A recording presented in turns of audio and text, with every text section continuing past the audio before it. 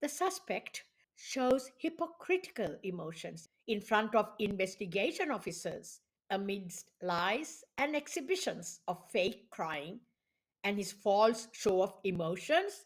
He relates a story about what happened to his wife, Shanti Cooper, on April 24th, 2008. Hi guys, welcome back to my channel. I'm your host Dr. Senay, and here I am with a story about the death of a successful businesswoman, Shanti Cooper of Florida.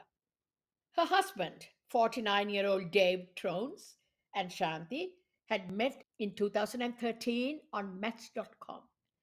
Guys, Shanti Cooper had a young son, Jackson Cooper, with her ex husband, and she thought that Dave would be a good, caring father for this 8-year-old little boy.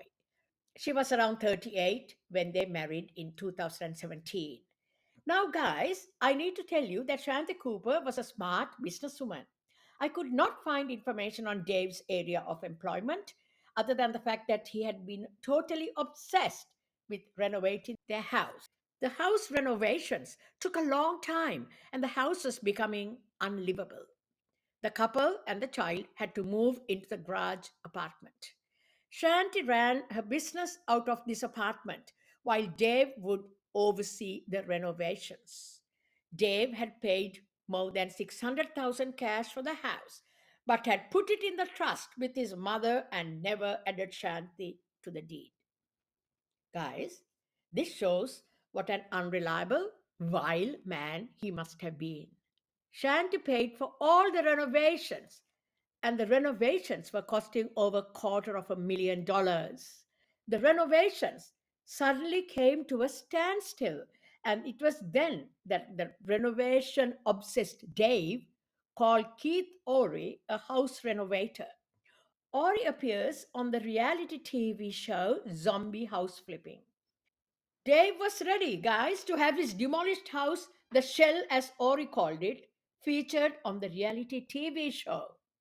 Shanti may not have been very interested in this idea.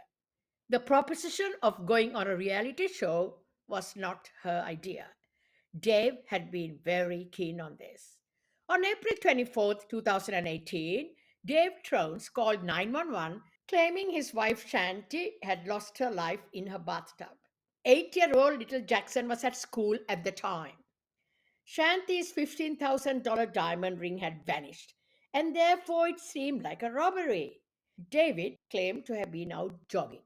A few hours later, since David's fake tears and his story were not adding up, the investigators kept digging into David's life and found out there were lots of bits and pieces more about him coming out. Although David was heading the supervision of the renovations, Shanti was paying all the bills. Meanwhile, the investigators found that Shanti's life insurance was over $350,000 and David was the sole beneficiary of it. Guys, meanwhile, David was also caught transferring money out of the couple's joint bank accounts to his own account. As the autopsy report proved that Shanti had not just slipped in the bath and lost her life, as David had initially told them, the investigators listed David as their number one suspect. She had multiple bad injuries on her head and on her face. And guys, her wedding ring was found hidden among David's possessions later. This cold hearted maniac was arrested on 18th October 2023 and thrown in jail for first degree murder. 8-year-old Jackson's words at the trial, everyone's eyes tear as he said that the passing of his mother was like a hole in his heart that he could not fill or fix. Guys, what do you think of this shameless murderer and his intentions, where he never put Shanti Cooper's name on the deed? He was full of these cruel games and he thought he'd never get caught. He has enough time to sit in jail for the rest of his life thinking about how his supposedly genius plans all went awry. Thank you for watching, guys. That's it for tonight. Good night.